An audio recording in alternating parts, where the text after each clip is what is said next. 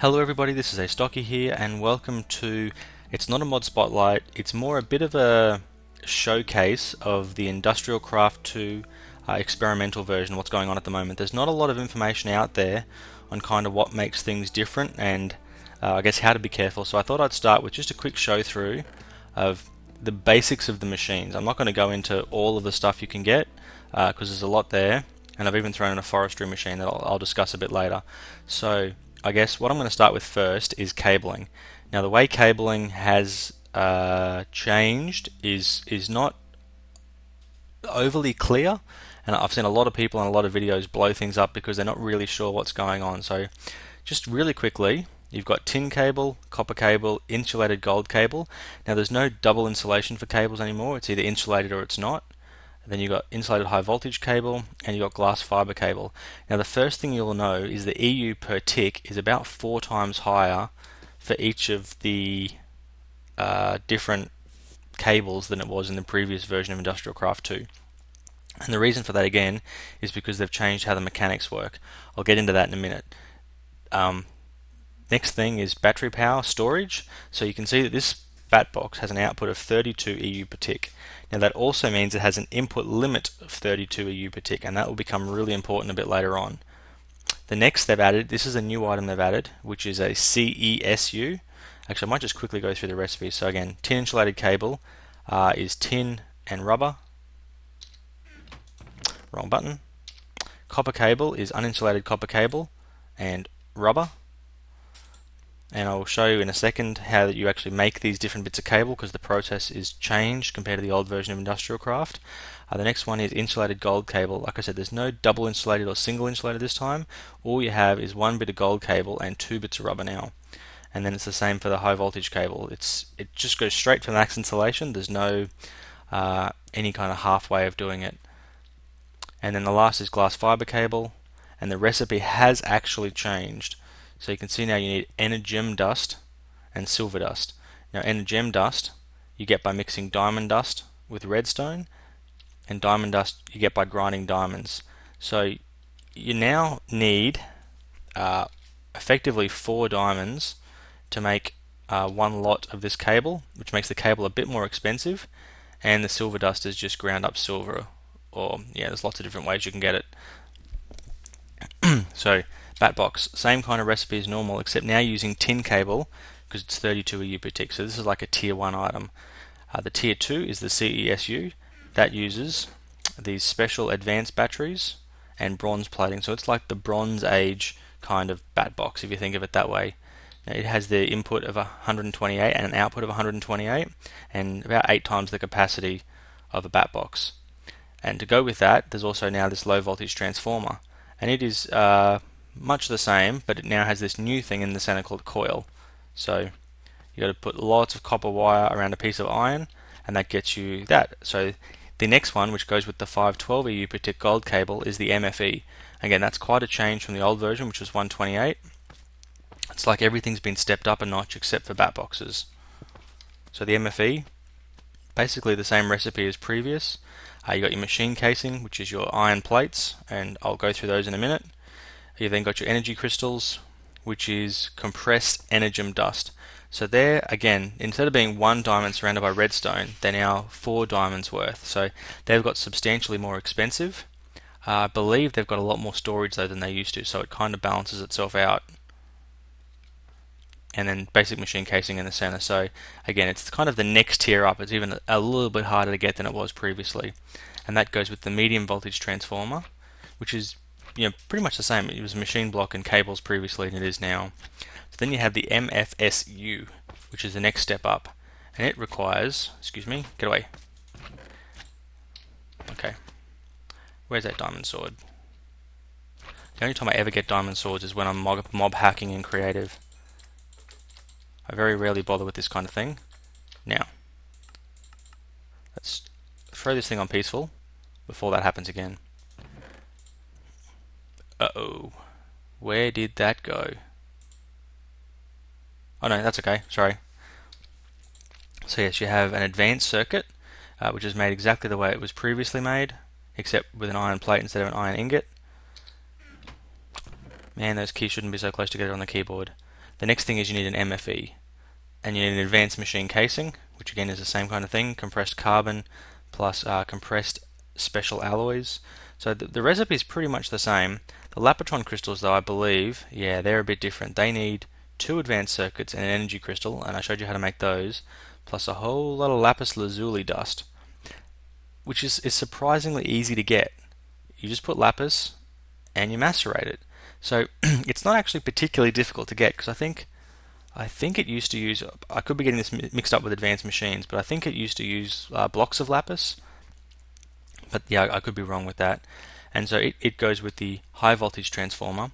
And the high voltage transformer, I think it's a similar recipe that it used to be.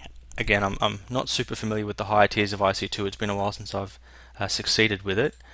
But again, it's these advanced batteries, which are pretty easy to make.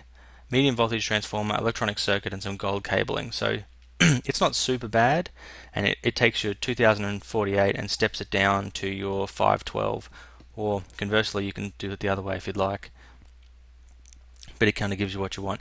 And these still react in the same way as they previously did to redstone signals, which allows you to change them to be like step up or step down. And now you have this top tier transformer, which takes lots and lots of stuff to make, and it takes your 2048 and steps it up to just over 8,000, which matches your glass fiber cable. So that's for when you really need high voltage transfer.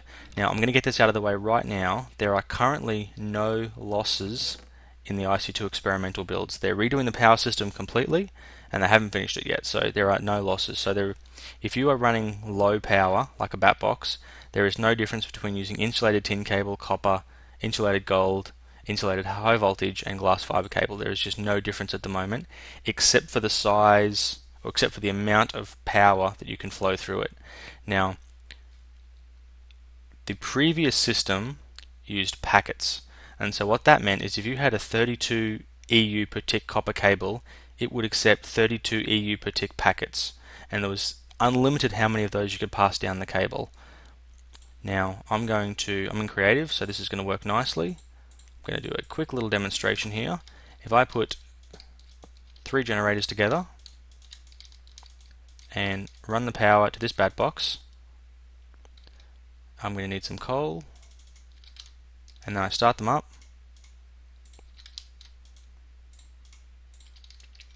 Did I do this incorrectly? Okay, I did. Let's pick generators, hey, instead of iron furnaces. That might work better for me. So 1 starts up, 2 starts up, 3 starts up. Everything's going really well, because they're each producing 10 EU per tick, just like they used to. And this cable is working just like it would have previously worked. The thing is though, because this is a tier 1 setup, I can actually replace this cable with tin cable, and it will function exactly the same. Now this is where I think it's pretty important to note. So if we go and put 1 there, and 1 there, and 1 there, you will notice everything works just like normal. Now if I come over here and I add a 4th generator, watch what happens. Boom. Now the reason for that is I'm now putting 4 lots of 10 EU per tick down this wire. Now this wire itself should have actually exploded. I'm not sure why that happened, but what should happen is at this point here it's 10 EU per tick. At this point here there's 2 of them together, now it's 20. At this point here it's 40, because at this point here it's 10. So you got 10 plus these 20 plus this 10 gives you 40. That 40 comes down here and boom, blows up the bat box, because again, like I said, 10 EU per tick limit. That is a distinct change from the previous version. So if you're going to be producing significant amounts of power, you need a CESU. So we can show now that with the CESU, this will just work the way that it's meant to. And we will have lots of power pumping down, pumping into this thing, filling it up really quickly. So like I said, you need to be careful. I'll have to check if this is a bug, because I think this cable here is actually supposed to have burned out by now, because we're getting more than the 32 EU per tick. We should be getting 40. Now, if these generators are only producing 8, then it shouldn't have blown up the bat box. So again, I'm not totally sure what's going on with this. I'm going to get blocks of coal from now on, because it's just going to save me continuing to have to do this. Block of coal. But again, it will also become really important if you try and plug, say, a generator plus a couple of other machines into a bat box. You'll really quickly, even though in previous versions it would have worked, you'll really quickly exceed the ability of your bat box to take that as input. So I'm not going to go through the CSU and the MFE and the MFSU and how they all work, because they're all pretty much the same. They just work at different voltages. It's the principle of the fact that this cable can only run a certain amount of power, and the cable, it should explode. I'm not sure why it's not. I'll have to have a check on one of these more powerful generators to see what happens. And that's where we get to the next thing. You've got your your generator, standard kind of recipe. You've got your water mill. Standard recipe still gives you 2, and still gives you basically the same output power. You've got your windmill. Your windmill will basically give you the same power. I think, and I'm not sure if it's a bug or not, I've seen differences on the bug tracker about this. I can't actually test it here because this is a super flat world and I'm way too low. You need to be up at like 150 or 200 for windmill to really work properly. But I have heard these have, like, I'm not sure if it's a cutoff or what it is, but it seems to me like these things are set up so if they would produce more than 5 EU per tick, they actually turn themselves off. Whereas what they should do is max out at 5 and then just constantly produce 5. So again, not entirely sure if that's how it's meant to work. So you have, and I kind of put the solar power to the right because it consistently produces 1 EU per tick. And that's important because you could connect a solar farm up and you could very conceivably blow up one of your bat boxes, so that's important to watch out for. Windmills, these things are really tricky, and kind of why I pointed out water mills and windmills is you could have 6 windmills basically blow up a bat box if they were producing full power. You could also have say 10 or 12 of them together and not blow up a bat box if the wind's not strong. So there is every conceivable possibility you can build a machine and go, excellent, it works, only to have the wind pick up when it starts to rain or something and then have all your machines start to explode because you're producing too much power. That's really important because not only are bat boxes affected, all of your other machines have a power EU per tick that they can use, but more importantly, they have a max. So if you hit more than 32 EU per tick into a metal former from say 7 or 8 wind farms, when the wind picks up, you can start to blow your machines up, even though 10 seconds before they might have been working perfectly. So that is really important to note, and it's a huge change from how the old IC2 worked. Pretty much the rest of the machines are all the same. This got all screwed up on me, but miners are the same, and they're pretty much the same. Sorry, that was an electric furnace. I must have, whatever. Yeah, electric furnaces, the recipe is definitely the same, except for the fact that, again, the iron furnace uses plates now instead of ingots, and the electronic circuit doesn't use plates either. It's exactly the same as it used to be. The macerator, also, for some reason, every time I go to get a recipe, it's automatically sorting for me. That's kind of annoying. So I'm going to just start here and work my way through slowly. Furnace, everyone knows furnaces. Easy. Thermal centrifuge. I'm going to skip that for now. I'm going to skip metal former, ore washing plant. I'm going to go to macerator. So, it did it again. So, macerator. Same recipe as previous, except your basic machine casing is iron plates. Where'd that macerator go? I'm going to throw it out before it gets in my way again. Okay, throw the macerator out. Next one, extractor. Extractor. Same recipe as previous. Nothing out of the ordinary, nothing fancy, nothing exciting. Compressor again. Smooth stone. everything operates the same as it used to. The blocks look much cooler now because they have a new texture developer for IC2, but otherwise it's all the same. The next machine, the canning machine, it is pretty much the same because I think it previously used tin, but now it uses these things called tin item casings, and I'll go through in a second how to make those. The next one is the miner, and the miner's the same. Again, everything uses iron plates now in place of either refined iron or iron ingots, but they're all pretty much the same thing. We've got our pump. Pump works just like it used to. I'm not totally sure exactly how well the pumps work. I've never succeeded in a design that uses the pumps, but what they basically do is you have power that goes in, you put cells in or something like that, and it will fill whatever it pumps into the cells. It doesn't work with Buildcraft compatible pipes or anything like that, so that's why I've never had much luck with it. But it is quite good because I believe you can use it if you're in certain areas where you can put a compressor next to it and you can automatically make snowballs and some of the other things that are a little bit tough to get. So that's kind of cool. The next thing is the recycler, and it is again the same recipe as it previously was. Now we have our different tiers of furnace. So I showed you the electric furnace already. I've shown you the furnace, so the next one is the induction furnace, and once again it is an identical recipe. So advanced machine, electric furnace, just like it used to be. And again, I showed these blocks earlier. Pretty much, these things are all unchanged. Some of them have quite a different functionality though.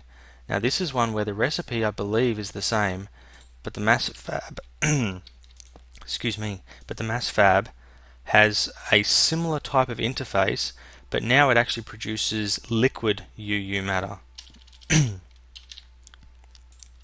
And so you might actually, you might actually be able to pump it with Buildcraft pipes now. I'll have to look into that. That would be really cool if that worked.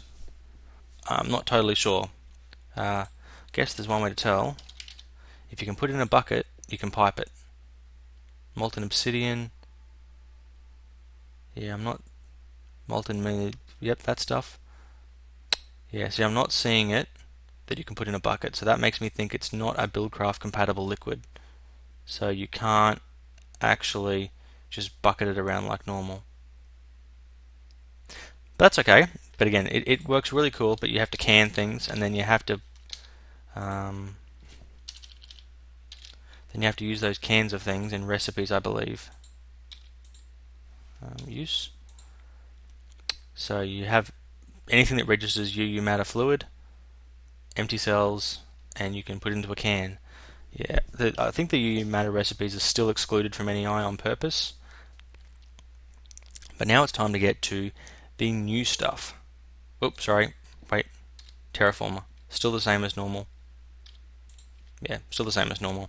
I've never really played with that all that much. So I'm going to get rid of all these generators and things now. I'll get them back if I need them. This is something that I think is pretty important. I'm not going to show it though until I show that one. But we're going to start with the new machines. So now when you macerate something, let's get a... You know what? I should not have got rid of all those things so quickly.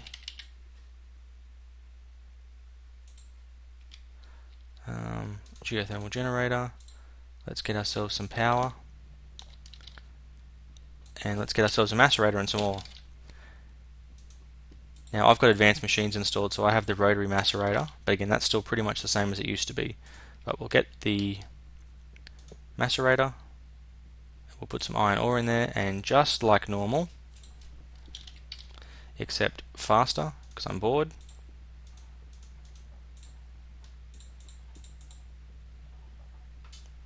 it gives you not dust any longer, but crushed iron ore. The way to get dusts, because the dusts all still exist, the way to get dust is to get small piles of dust and turn them into big piles of dust. Or you have an alternate option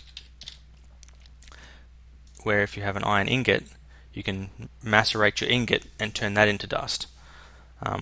That's kind of important because if you need to make bronze and you want to make the IC2 type bronze, which is this one here, the way to do that is to smelt bronze dust. And the way to make bronze dust is you have to mix. You know what? I did not realize that. You can actually use the crushed ores. That actually does work. So I could mix. I actually thought you had to have the dust, but that could have actually been updated because basically the builds of this are updating every single day. I need a crafting table because I have no crafting grid. Yeah, basically the builds are updating every single day, and that means it's a little tough to keep track of what's actually going on. But there you go, you can get 2 bronze dust. So I take that back. When I was doing my Let's Play, I actually had to put tin ingots and copper ingots in here and then grind them into dust to mix them together. So that's quite a big improvement. But again, it gives you crushed iron ore, not iron dust. And that's where the next machine comes in, which is the ore washing plant. I'm going to stick that beside my geothermal generator as well. Basically, the way this ore washing plant works is you need to give it water. Water cells. And then you put your ore in there, and basically what this machine will do is it will take power, and in this case I think it actually takes a lot of power. Where was it? Ore washing plant. Yeah, it uses 16 EU per tick, so it's basically using all the power this generator is putting out without actually being able to fill itself up very quickly. But you can see the little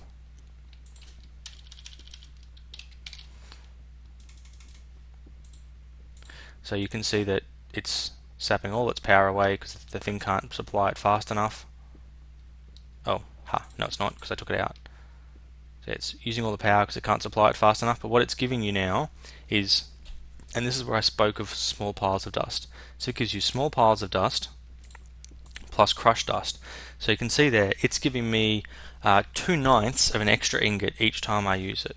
So that means for every 5 bits of crushed you process, you get 1 extra ingot worth of dust. So that's what's that? 2/9. That's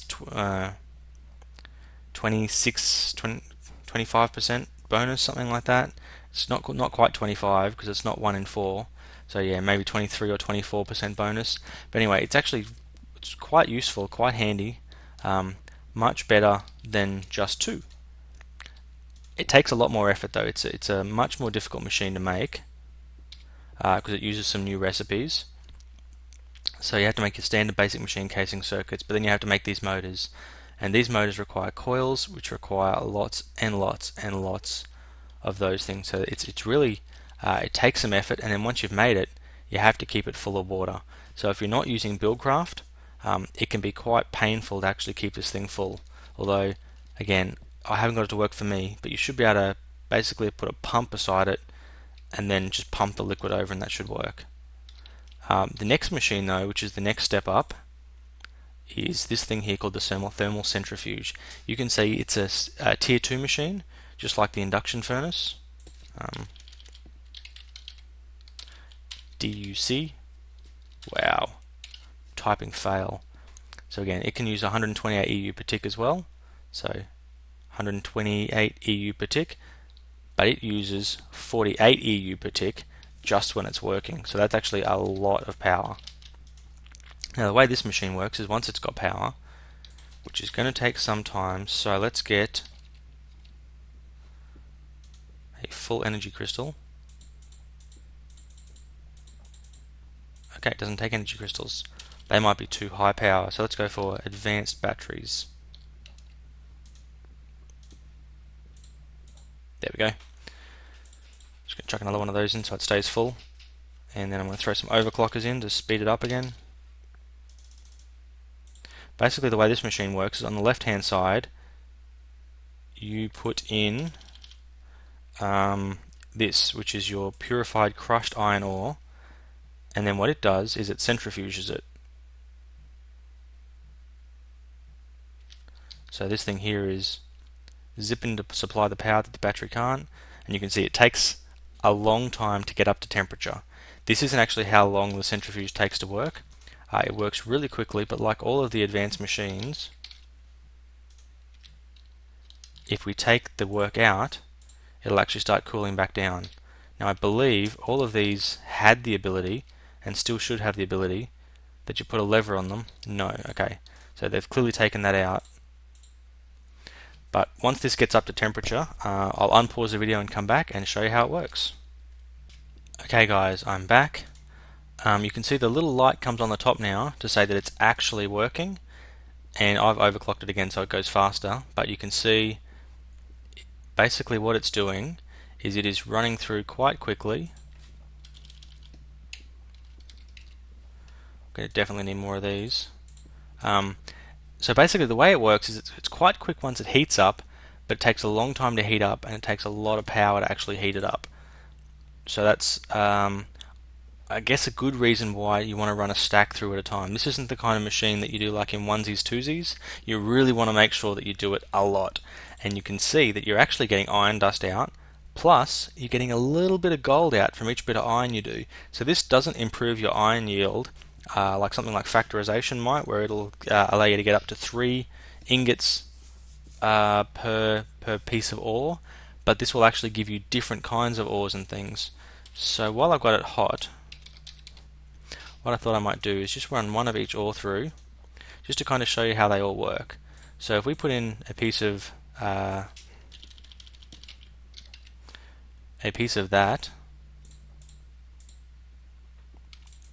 see it actually cooled down because it couldn't do any work on it. We need a few of these, I think.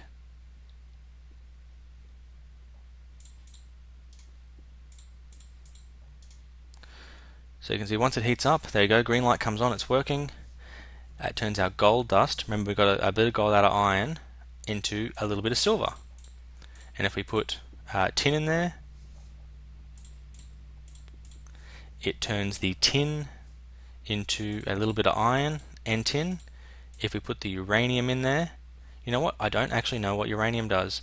You see how quickly that cooled down though when I pulled that tin out? Super fast. So that's why I said you've got to really be careful with this machine and make sure that you use it as efficiently as you can. And what I'm doing now, kind of putting one piece at a time in, is definitely not the efficiency you should go for. So we've got silver left, and lead, and copper. Those are the other 3 things that it supports macerating. And this is taking longer than I was hoping for.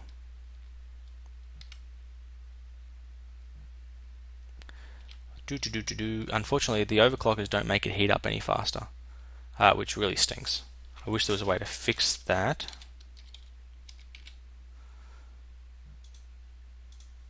I'm wondering if I chuck 2 of those in, whether that'll help.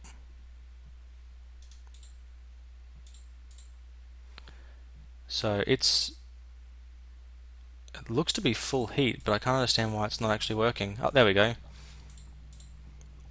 So you centrifuge your uranium, and you get uranium-235 and uranium-238, and those things are both essential for the system to be able to make uranium fuel rods and things. So we got tin out of copper. If we put silver in, we get lead and silver, and if we put lead in, I believe we should get a little bit of silver as well. Oh no, we got copper. So we got lead and copper.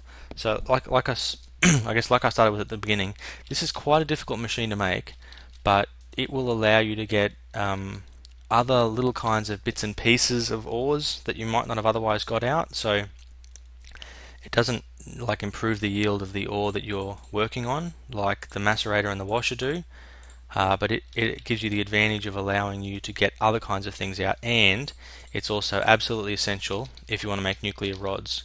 Because if we go to what do they call them? Yeah, if we go to like the nuclear fuel rods, to make a uranium fuel rod, there's no actual recipe for it.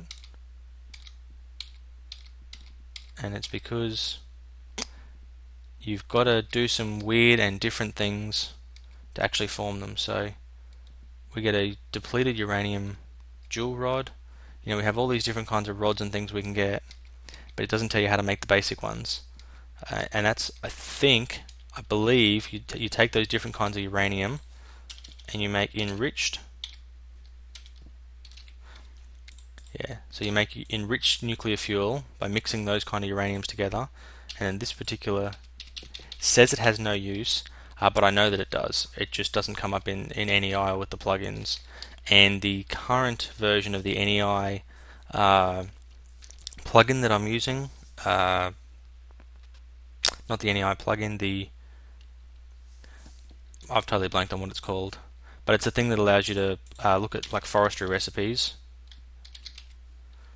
and tell you what they are for the machine that you make them in. So again, I can't remember what it's called, but that's not that important. What is important though is this machine. This machine is an essential first tier machine. When you first start off with industrial craft, you will need to make those iron plates. And the way you make an iron plate is you have to hit an iron ingot with a hammer. Now your hammer takes lots of iron and only has 80 uses, and you need to make a lot of plates. So this machine here, once you've built it, and I think I already showed you the recipe, but I'll show you again just in case. Coils, bronze item casings, and chests. So it's actually quite a complicated machine to make, but it has 3 modes. It has hammer mode, cutting mode, and make wire mode. And each of these modes does a different thing. So if I get iron, no, iron's a bad example. Let's go for gold. So if I put gold in and I hammer it, it will produce, and it will produce things much faster. It will produce golden plate. I'm going to produce 2 of those golden plates. Now with these golden plates, if you put them back in again with the hammer again, which you can do with a normal hammer, you get gold item casings.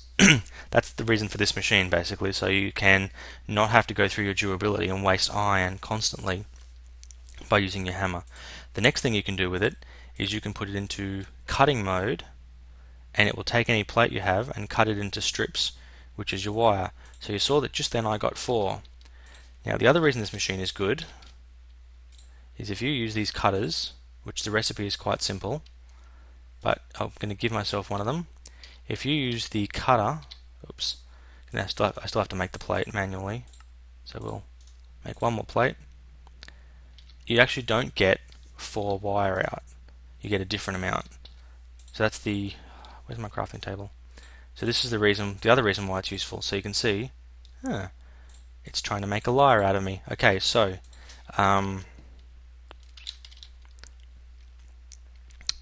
let's demo with something that I know last time I tried it gave a different number. So if we put the copper plate in there and we cut it, we get 2 wire out. If we put the copper plate in here and we cut it, we are not going to get 2 wire. I promise you that. We get 3 wire. So you actually increased your yield of wire by 50%. I'm not sure if it's meant to be like that or how it's meant to work, but that's a good thing. The other good thing about this machine is you don't actually have to go through doing this step, then doing this step to make wire. You can just go straight to extruding things. Neat. Hey, the next thing I believe you can do, and it won't let me do it with that plate, but if you have a tin plate, no, not a dense tin plate, just a regular tin plate, and you put it in the extruder, it will make, boom, empty cells, 3 empty cells. So 1 ingot gave you 3 empty cells. And that is the only way to make these cells now. You can't actually make them by putting ingots in a crafting table like you used to. So again, metal former, really, really, really useful machine. The next machine, I know it was here somewhere. Actually, you know what? I think I've covered all the machines. The only thing I haven't covered now is the new generator that they've added, which is called a semi-fluid generator. So the way the semi-fluid generator works, and I'll put a couple of these down to give a couple of different demos.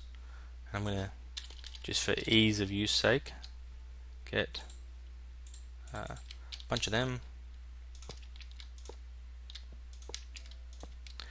What this machine does is it basically takes buckets of equipment, and it turns them into power.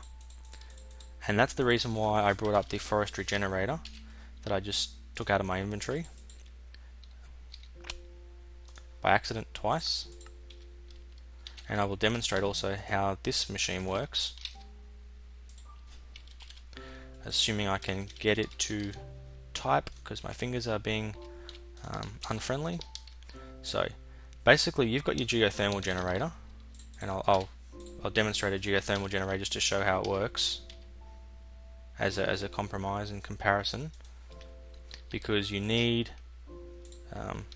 to use a geothermal generator to make the semi-fluid generator. So the geothermal gives you 20 per tick. This gives you between 8 and 32, and it depends on the fuel you're using. So it can be a really good upgrade, it might not be a good upgrade depending on what you have in abundance. So we know that geothermals use lava. So we'll grab a lava bucket, we'll throw a bucket of lava in, it's going to produce power, and it's going to fill this box up. And it's going to do it at 20 EU per tick because it says that it will. The next one we have here is the semi-fluid generator, and it will work with biomass from forestry. I believe it will work with ethanol from forestry. It will also work with oil from Buildcraft and fuel from Buildcraft. So we throw in the biomass, and you can see the lights come on, it's powering up. It's now producing power. Now I believe biomass is 8 EU per tick. The next one we have here is going to be Buildcraft oil, and again that's also working. It's really hard to tell how much it's producing. The next one is ethanol, which is the refined biomass in forestry, and the last one is the Buildcraft fuel, which is a refined oil. Now from this end going this way, I believe the EUs per tick and the total amount you're going to get out increase until you get to the very end. And then you have the last two here, which are the forestry generator and the forestry generator running on respectively biofuel and refined biofuel. So I'm going to come down the end here and show you how this worked. So we're all out of lava.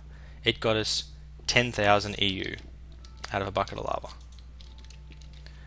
Here we have the semi-fluid generator that was running on biomass. It got me almost 8,000, so a lot less than you would get here, and you're getting it at 8 EU, so you're getting it at less than half the rate. So not ideal, but renewable resource, not renewable resource. The next one you have here was the Buildcraft oil, and you can see it's running for quite a long time. It actually runs longer than that does, and you can see here that it's produced more power. I think it produces around about 12,000, not 100% sure, but while those are going on anyway, we'll come over here. So this was the biomass biogenerator. Still producing a little bit of power. It produces 8,000 exactly, and it produces it at the same rate as this one here. So the real difference you have is whether you have forestry installed or not, and also whether you want to spend 6 gold or whether you want to spend basically what amounts to a whole lot of iron. It kind of comes down to which way you want to go with that. Again, this is going to run for a long time, which is unfortunate. But over here we have the Buildcraft oil, which is finished, and it produced about 16,000. So Buildcraft oil is worth about twice what biomass is, and again, not a renewable resource. Here we have the ethanol, which is done. So it produced 32,000, and it produced it in about the same amount of time as this because it's producing at twice the rate. The last one is the Buildcraft fuel, and it just produces a heap. I think it's like 80,000. It's a real lot of power that this produces. And over here we still have our ethanol going. So you can see the ethanol over here produced 32. Over here the ethanol is producing a lot more. A lot more in fact, because it's only used about half a bucket. The advantage / disadvantage, this produces 16 EU per tick. This one I believe produces over 20. I haven't timed it exactly, but this produces 32 EU per tick, and this is a little bit less than that. So this will get you a lot more power out of it. This will get you more power more quickly. Sorry, it will get you less power more quickly. So again, it's kind of up to you which way you choose to go with that. And again, if you want IC2 power, the absolute best way to get it is refined Buildcraft fuel in a semi-fluid generator. There is just, short of going nuclear, there is just no better way to make IC2 power. And that's pretty much where I want to wrap up. I'm not going to cover the changes to the tools and the other things. I really just wanted to kind of cover the machines and the power system. Important takeaway, the input is the maximum combined input of all the machines providing power into it before it explodes. Don't exceed that or bad things happen. 2 geothermal generators will blow up a bat box.